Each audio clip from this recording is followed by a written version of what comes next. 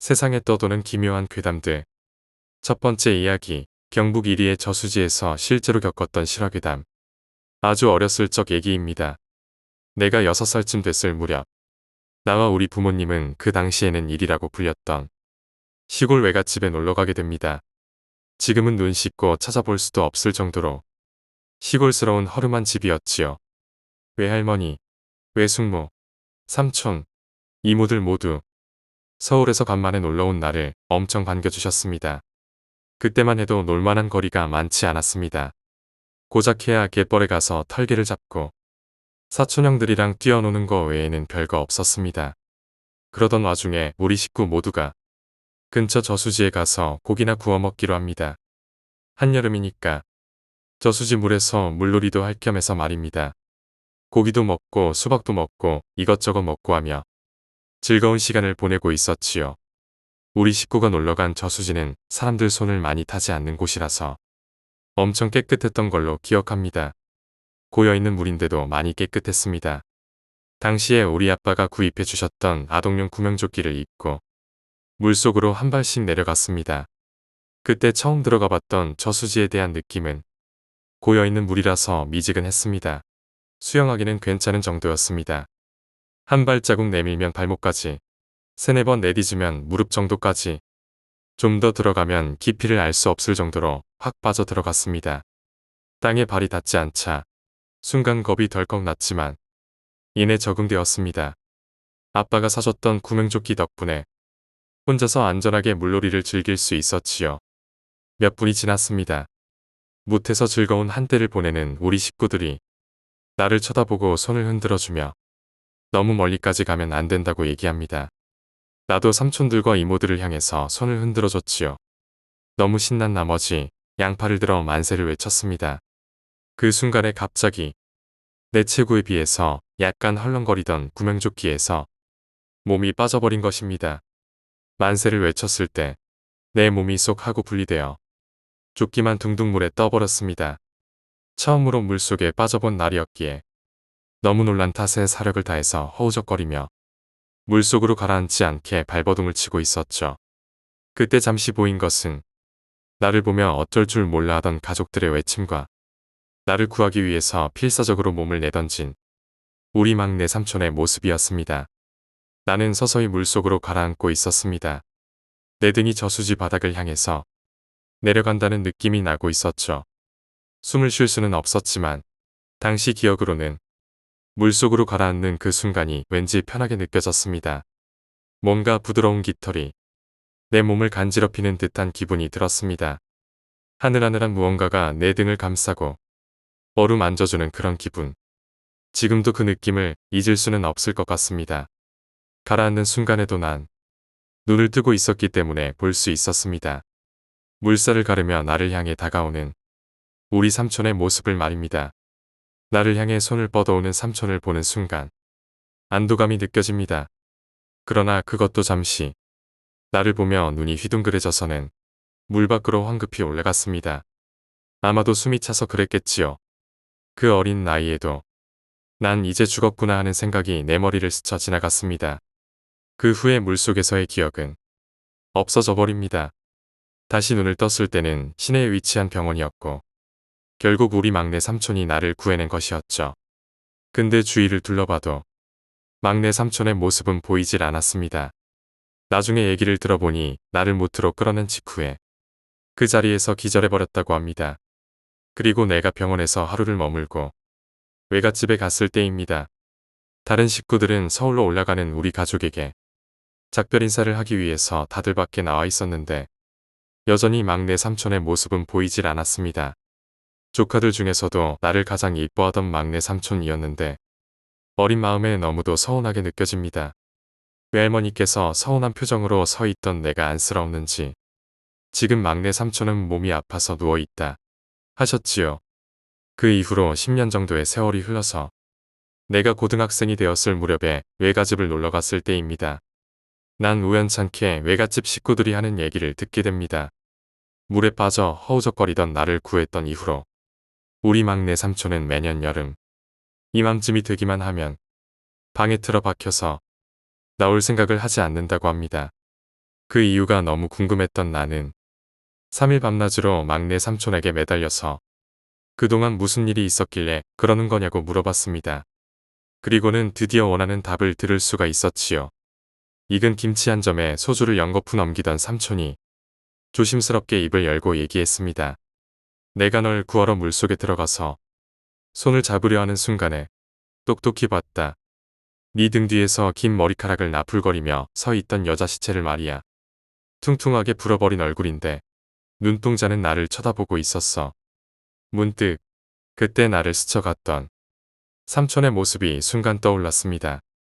그때 나에게 손을 뻗으며 깜짝 놀라 휘둥그레진 눈빛을 한 채 물 밖으로 황급히 빠져나가던 삼촌의 모습을 말입니다. 단지 숨을 참지 못해서 나갔던 게 아니었다는 것을 알았습니다. 그 이후로 매일 가위에 눌려서 힘들어했다던 삼촌이 안쓰럽습니다. 그리고 이후에 이야기를 들은 바로는 실종 신고가 되었던 여자가 저수지에서 발견되었다고 합니다. 지금은 이 세상에 안 계시지만 나를 구해줄 때의 삼촌의 눈빛은 지금도 잊을 수가 없습니다. 그리고 하나 더. 내 등을 간지럽혔던 그 부드러운 촉감도 잊을 수 없습니다. 이야기를 요약하자면 어린 시절 저수지에서 물놀이 중 구명조끼가 벗겨져 가라앉게 되었습니다. 당시 막내 삼촌이 구조를 위해 물속으로 뛰어들었는데 나중에 알게 된 사실은 삼촌이 물속에서 긴 머리카락을 흩날리며 있는 여자 시체를 목격했다는 것입니다. 이 사건 이후로 삼촌은 매년 여름이면 방에만 틀어박혀 나오지 않았고 저수지에서 실종된 여자의 시신이 발견되었다는 이야기를 들었습니다. 두 번째 이야기, 집단 현상. 아무 신체적 이유 없이 연쇄적으로 발병하여 사태가 심각해질 경우 사회의 안정을 크게 위협할 수 있는 현상입니다. 일종의 전염병처럼 보이지만 세균이나 바이러스에 의한 것은 아닙니다. 사회심리학자들은 이것이 동조와 암시에 의해서 발생하는 것일 수 있다고 생각하고 있지요.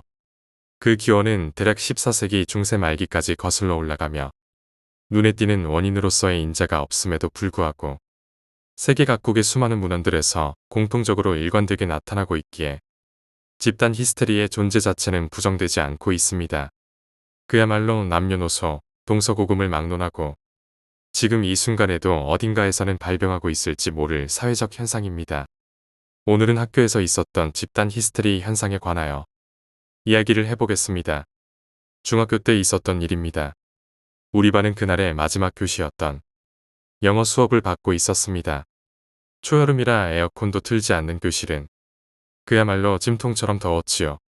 게다가 그날은 비가 와서 닫기 어둑침침했습니다.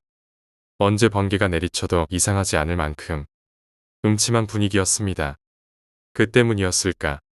반 전체가 위축된 분위기였던 것으로 기억합니다.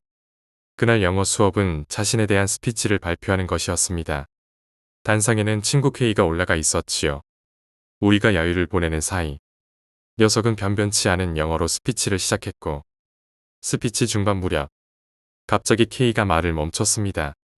반 아이들 모두 무슨 일인가 싶어 의아해하고 있는데 멍하니 있던 K가 작게 중얼거렸습니다. 목이 떠 있어. 다들 K의 시선을 따라 고개를 돌려 뒤를 올려다봤습니다. 나를 포함한 몇 명은 비명을 질렀습니다. 정확히 교실 한가운데 공중에 머리카락 덩어리가 떠 있었습니다. 결코 있을 수 없는 물체인데다 너무나 기분이 나빴습니다. 게다가 그것은 좀처럼 자취를 감추지 않았고 선생님들이 몰려오기 직전까지 계속 공중에 떠 있었지요. 결국 그날은 그대로 집단 하교를 하게 되었습니다. 그게 보이지 않았던 영어 선생님은 집단 히스테리 현상일 것이라고 말했습니다. 10여 년이 지난 지금도 공중에 떠 있던 머리카락 덩어리를 잊을 수 없습니다. 세 번째 이야기, 하얀 얼굴. 나는 4살이 될 때까지 밤에는 할머니 댁에 맡겨지고는 했습니다. 밤에는 할머니와 나란히 잤는데 그 방에는 돌아가신 할아버지의 불단이 있었지요. 이상하게 그 방에서 자다 깨면 꼭 가위에 눌렸습니다. 그때마다 매번 불단 문이 조금 열려 있어 안에서 누군가가 이쪽을 바라보는 게 느껴졌습니다. 문에 손을 대고 흰 얼굴을 반쯤 내민 채로 쳐다보는 것입니다. 처음에는 할아버지일 것이라 생각했습니다. 할머니가 불단을 향해서 할아버지를 부르던 것을 봤기 때문입니다. 하지만 그 얼굴은 자세히 보니 아이 같았습니다. 내 쪽을 보며 희미하게 웃고 있는 아이 얼굴. 그런 것을 보면서도 나는 별 생각 없이 4살 때까지 그 방에서 잠을 잤습니다. 할머니는 내가 11살일 무렵에 돌아가셨습니다. 잘 기억나지는 않지만 지병이 원인이었을 것입니다. 반년 정도 입원해 계셨는데 병문안 때는 생각보다 건강해 보이셨습니다. 하지만 갑자기 상태가 나빠지더니 이틀을 넘기지 못하고 숨을 거두셨지요. 그럼에도 스스로 임종을 맞이하는 것은 느끼셨던 걸까요? 죽기 직전에 겨우 할아버지에게 돌아갈 수 있겠구나 라고 말해서 주변 사람들이 무척 곤혹스러워했다고 합니다. 할머니는 상태가 나빠짐과 동시에 혼수 상태에 빠지게 되었죠. 친척들은 교대로 병실을 지켰지만 마지막 순간에 간호하고 있던 사람은 우리 어머니였습니다. 그런데 어머니 말로는 그때 할머니 모습이 조금 이상했다고 합니다. 어머니는 병실 침대 옆에서 책을 읽고 있었는데 어쩐지 누가 부르는 것 같은 느낌이 들어서 할머니 쪽을 바라보게 됩니다. 그러자 혼수 상태에 있는 할머니가 눈을 뜨고 있었다고 합니다. 눈도 깜빡 않고 가만히 천장을 바라보고 계시더랍니다. 어머니가 말을 걸려는 순간 할머니가 입을 움직이셨습니다. 내가 할아버지를 어디에 보낸 것이냐. 평생 할머니를 보아온 어머니도 그제껏 들은 적이 없는 낮고 한이 서린 목소리였습니다. 어안이 벙벙해 있던 어머니가 정신을 차리자 할머니는 이미 눈을 감고 계셨지요. 그리고 반나절 뒤에 할머니는 저 세상으로 향하셨습니다. 할머니는 천장이 아니라 그 흰 얼굴을 계속 보고 계셨던 게 아닐까요? 지금 생각해보면 그런 느낌이 들어 오싹해집니다. 4번째 이야기, 고양이. 생애 딱 한 번 겪은 심령 관련 사건입니다. 내가 사는 곳은 엄청 시골입니다. 몇 년 전에 편의점은 생겼지만 주변은 산으로 둘러싸인 데다가 여름에는 머위를 따고 가을에는 감을 말리는 그런 옛 동네입니다. 자동차 한 대 정도만 지나갈 수 있는 너비에 길 옆은 죄다 논이지요. 그렇게 논과 밭 한가운데에 우리 집이 있습니다. 우리 집은 상당히 뜰이 넓어서 틈마루에는 햇빛이 기분 좋게 내려옵니다. 초봄에는 정말 따뜻하고 기분이 좋아서 할머니와 함께 앉아서 다과를 즐기곤 했습니다. 그런데 언제부터인지 뜰에 고양이가 자주 찾아오게 되었습니다. 한 마리가 아니라 여러 종류의 고양이가 말입니다. 점박이도 있었고 여러 가지 색깔의 털이 섞인 고양이도 있었습니다. 할머니는 벼틀 때면 고양이들에게 먹이를 던져주고는 하셨고 나는 그런 풍경을 당연하다고 생각했습니다. 가족들도 고양이를 쫓아내거나 목걸이를 치워서 집고양이로 사무려 들지 않았죠. 그저 호랭이라던가 점박이라던가 이름만 붙여 바라볼 뿐이었습니다. 고등학교를 졸업한 뒤에 나는 그대로 지역 식품회사에 취직을 하게 됩니다. 집에서 차로 5분 거리인데다 직장 환경도 좋았습니다. 우리 회사에서는 가다랑어포의 가루가 매일같이 잔뜩 나옵니다. 어느 날 내가 그 가루를 가지고 돌아오니 할머니는 무척 기뻐하셨습니다. 고양이는 가다랑어포를 정말 좋아하니 분명 기뻐할 것이라고 하셨습니다.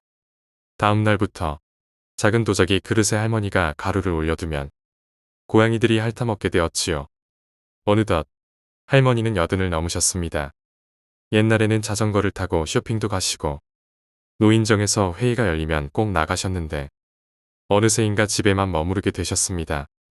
매일 얼굴을 마주보기에 무심코 넘어갔지만 자세히 보면 뺨은 홀쭉하고 손에는 혈관이 선명했습니다. 그런데도 할머니는 매일같이 고양이 먹이 주는 것만은 잊지 않으셨습니다. 할머니가 지쳐서 이불 밖으로 나오지 못하시는 날에는 나랑 어머니가 먹이를 주었습니다. 재작년 여름에 내가 직장에서 쓰레기를 버리러 밖에 나왔을 때였습니다. 할머니가 줄곧 까미라 부르던 고양이가 쓰레기 버리는 곳에 있었습니다. 땅에서 뒹굴거리는 걸 정말 좋아하고 자주 먹이를 먹으러 오는 칠칠치 못한 인상의 고양이였죠. 언제나 귀찮은 듯한 얼굴을 하고 있지만 어딘가 미워할 수 없는 녀석입니다. 나는 마음속으로 쓰레기 냄새를 맡고 왔구나 싶었기에 조금 웃었습니다.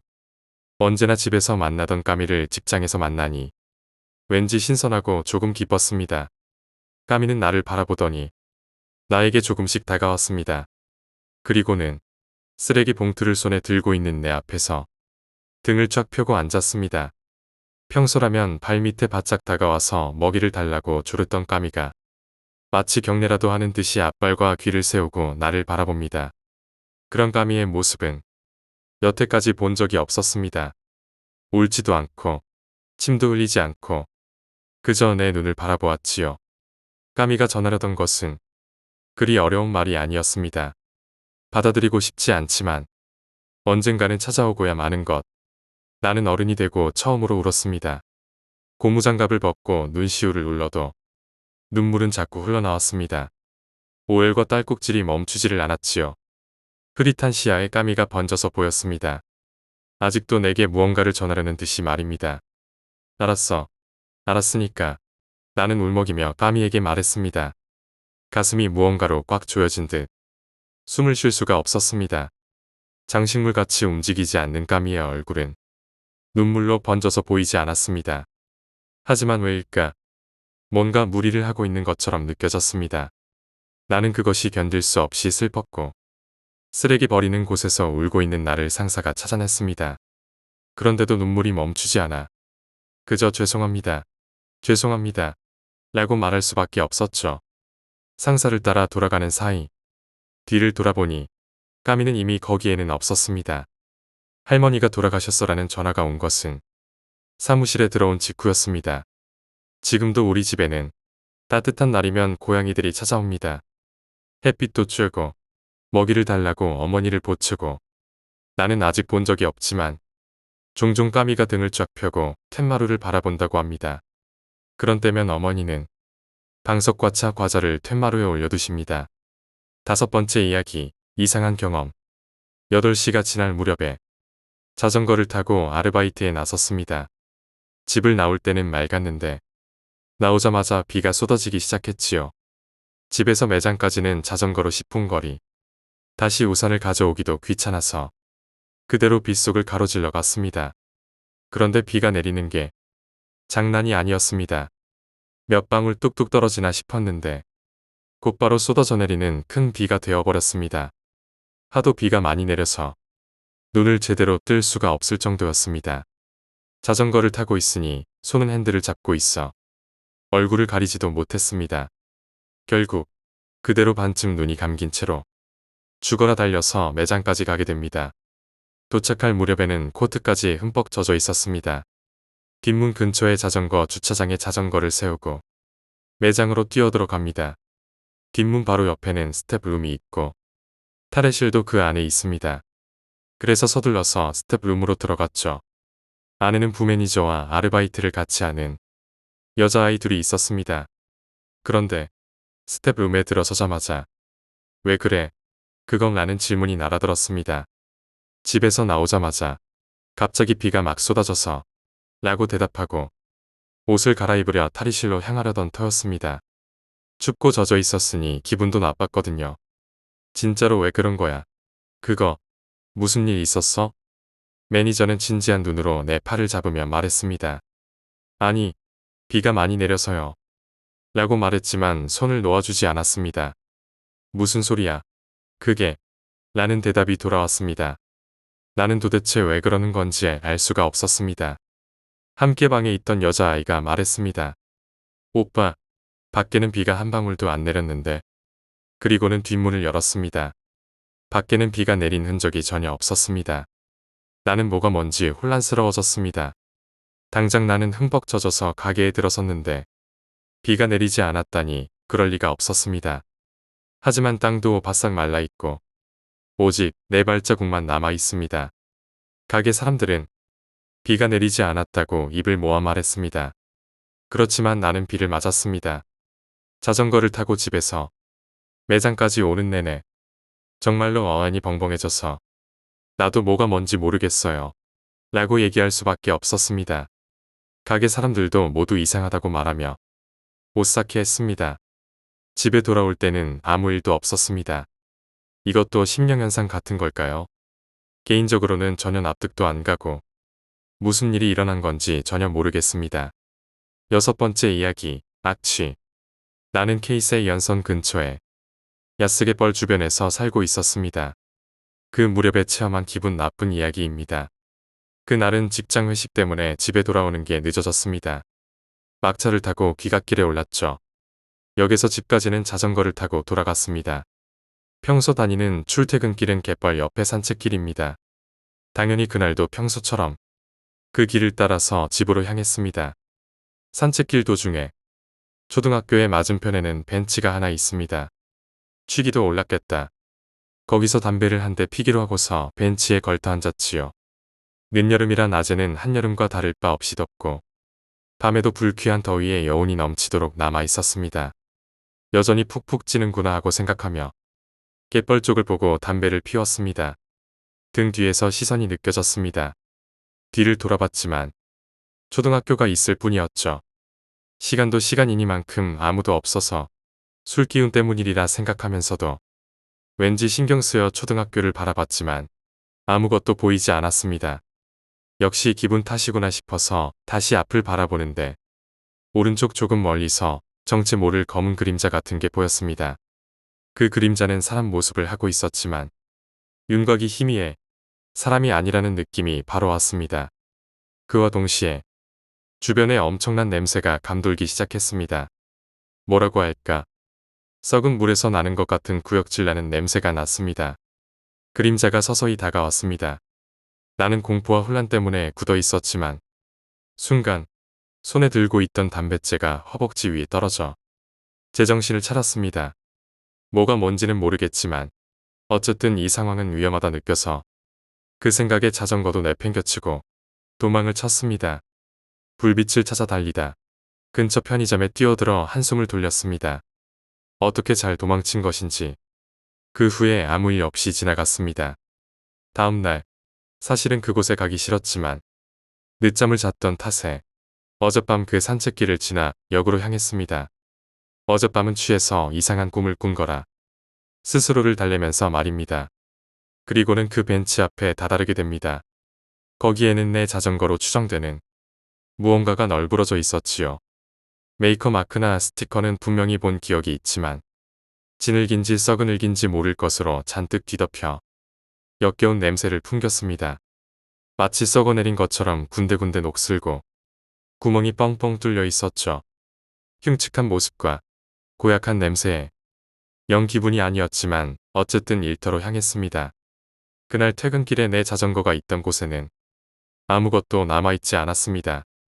근처에 노숙자가 타고 가버렸다고 들었지만 어차피 버릴 생각이었기에 상관없었습니다. 며칠 뒤 그 노숙자가 죽은 채 발견되었습니다. 조금 떨어진 공원에서 죽어 있었지만 그 모습이 괴이했다고 합니다. 진흙인지 썩은 흙인지 모를 것이 범벅되어 끔찍한 악취를 풍기고 있었다고 합니다. 사인은 익사였습니다. 하지만 그 공원에는 그렇게 죽음을 맞이할 만한 시설은 전혀 없습니다. 그 이야기를 듣고 소름이 끼쳤습니다. 그 자리에서는 어떻게 도망쳤지만 남겨져 있던 내 자전거. 그 자전거는 어디로 사라진 걸까요? 노숙자는 자전거를 탔기 때문에 죽은 걸까? 애시당초에 내가 본 것은 무엇이었을까? 모든 게 의문일 뿐이지만 만약 그것들이 전부 연결되어 있는 거라고 하면 등골이 오싹해집니다. 7번째 이야기, 심령현상. 어릴 때 친구네 집으로 놀러가는 길에 겪은 이야기입니다.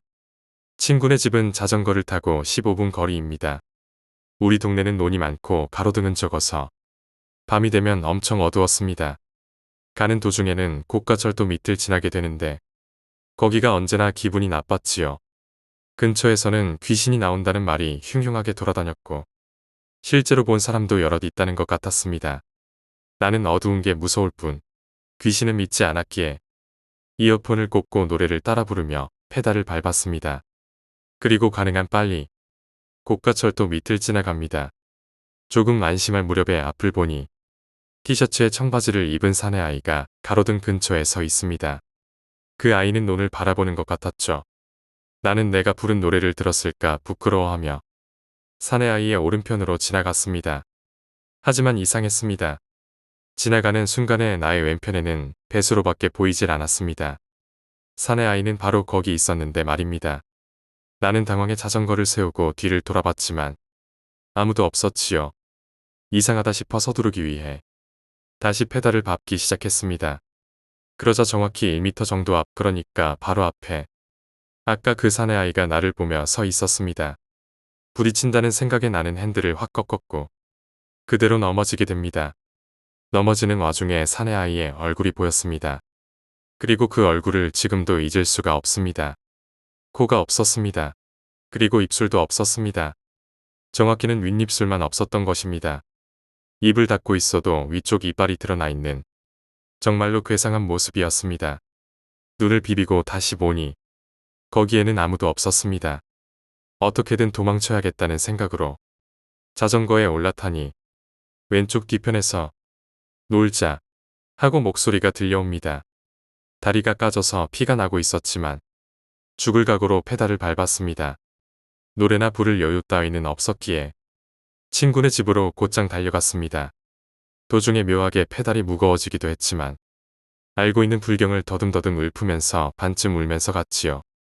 친구네 집에서 소금을 뿌려줬고 그 이후에 딱히 별일은 없었습니다. 그렇게 처음으로 체험한 신명사건과 함께 나의 여름은 막을 내렸습니다. 8번째 이야기, 사무실 괴담. 딱 1년 정도 전 서울에 입사하기로 예정된 신입사원들이 아르바이트를 하러 왔습니다. 수습기간 명목으로 두어 달 일해보는 것이었지요. 그런데 그중 한 여성이 인사를 한 뒤 화장실에 가더니 좀처럼 돌아오질 않았습니다.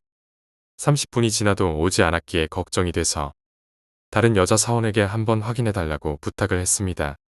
그랬더니 개인실이 하나만 잠겨 있더랍니다. 노크를 해도 대답이 없더라고요. 어떻게 하죠? 어쩔 수 없이 그 여자 사원과 나 그리고 다른 남자 사원 한 명이 같이 가보기로 했습니다. 여자 화장실은 처음 들어가는 것이라 긴장됐지만 그런 걸 따질 상황이 아니었습니다. 개인실 앞에서 말을 걸어봤지만 역시 대답은 없었습니다. 몇 번이고 들어갈게요. 라고 말하고 문을 밀어봤지만 잠겨있을 뿐이라 어쩔 도리가 없었지요. 결국 옆에 있던 양동이를 가져와 그 위에 올라서서 안쪽을 들여다봤습니다. 그 사원은 구석에 붙어서 웅크려 있었지요. 무언가를 꽉 쥐고 떨고 있는 듯 했습니다. 말을 걸어봤지만 나를 보는 것도 아니었습니다. 억지로 허리를 굽혀서 손을 뻗어 화장실 문을 열었습니다. 여자 사원이 들어가자 그 사원은 입을 열었습니다. 더는 무리일 것 같아요. 가방 좀 가져다 주세요. 오늘은 이만 돌아가겠습니다. 다음 날 그 알바생은 전화로 우리 회사에 안 다니겠다는 의사를 전해왔습니다. 나는 서류 문제 때문에라도 회사에 한 번만 더 와달라고 말했지만 회사는 못 가겠고 근처 카페에서 만나자는 대답이 돌아왔습니다. 그 다음날 카페에 들어서자 이전과는 달리 침착한 얼굴의 그녀가 기다리고 있습니다. 서류를 대충 정리해주고 마지막으로 이유를 물었습니다. 그녀는 말하기 힘든 듯 고민하는 얼굴을 하더니 천천히 이야기를 시작했습니다. 처음으로 사무실에 들어섰던 순간부터 기분 나쁜 느낌이 들었답니다. 인사를 하고 본인의 자리로 갔는데 그 자리가 바로 기분 나쁜 느낌의 근원이었던 것입니다. 책상 아래에서 뭔가 기척이 느껴져 아래를 봤더니 어떤 여자가 무릎을 껴안고 앉아서는 자기를 노려보며 양 다리를 꽉 잡고 있었다고 합니다. 주변을 돌아보니 남자 사원 전원의 책상 아래에서 똑같은 얼굴이 보였습니다. 그리고 여자 사원들의 책상 아래에서는 대량의 머리카락이 움직이고 있습니다. 기절초풍한 그 사원은 그대로 도망쳐 화장실에서 부적을 꽉 쥐고 있었다고 합니다. 그녀가 보여준 부적에는 손자국이 선명하게 남아 있었지요. 원래 그런 게 잘 보이나 보지? 라고 묻자 가끔 보이긴 하지만 이렇게 강렬한 건 처음이에요. 라는 대답이 돌아왔습니다. 그 자리에 전에 앉았던 사람이 누군가요? 꽤 원한이 깊어 보이는 얼굴이었어요. 그 말을 듣고 생각해보니 그 자리에 전에 앉았던 사람은 A라는 여자 사원이었습니다. 아주 평범한 사람이라서 딱히 문제가 있었던 것도 아니고 회사에서 명예퇴직자를 모집할 때 자원해서 그만뒀습니다. 그녀는 마지막으로 이렇게 말했습니다. 돌아가면 사무실 바닥을 조사해보세요. 그리고 소금이랑 이 부적도 가져가시고요. 일단 회사로 돌아오긴 했지만 이런 이야기를 어떻게 꺼내야 하나 고민스러웠습니다. 상사에게는 사정이 좀 있다고 얼버무리고 동료 남성 직원 몇 명에게 좀 남아달라고 부탁을 합니다. 우선 그 사원이 앉았던 자리 아래를 조심스럽게 들여다봤지만 아무것도 없었습니다. 뭐야 싶으면서도 다른 사람들 책상 아래도 다 확인했습니다. 하지만 아무것도 없었지요. 동료들은 뭘 그렇게 찾는 거냐며 웃었습니다. 그들 중 한 명이 별 생각 없이 그 사원이 앉았던 자리에 카펫을 들췄습니다. 뭐가 있는데? 라고 그 친구가 말하자마자 향 냄새가 풍겼습니다. 우리 사무실은 OA 플로어로 되어 있고 그 위에 카펫이 깔려 있습니다. OA 플로어 아래에는 사원 여행을 갔을 때 찍었던 단체 사진이 있었고 그 위에서 향이 타고 있었지요. 다들 당황해서 자기 자리에 카펫을 들춰봤습니다. 이번에는 여성 사원들의 단체 사진이 있었고 A를 제외한 모든 여성 사원 얼굴에 짧은 향이 꽂혀 있었습니다. 여성 사원들 자리 아래에서는 머리카락이 감긴 향과 붉고 작게 원한이라는 글자가 잔뜩 적힌 종이가 나오게 됩니다. 부장의 자리 아래에서는 죽어버렸으면 좋겠다라고 난잡하게 적힌 종이가 나왔습니다. 곤란할 뿐 아니라 손을 대는 것도 무서웠습니다. 어떻게 할까 고민하다 결국 그 사원에게 전화를 걸어 자초지종을 설명합니다. 직접 손대면 안 됩니다. 치우려면 긴 젓가락에 소금을 뿌린 다음 살그머니 봉투에 넣으세요. 봉투에도 소금을 넣고 단단히 묶어서 곧바로 절에 맡기던가 버리던가 하세요. 나는 그 말을 그대로 따르고 동료들에게는 입막음을 단단히 했습니다.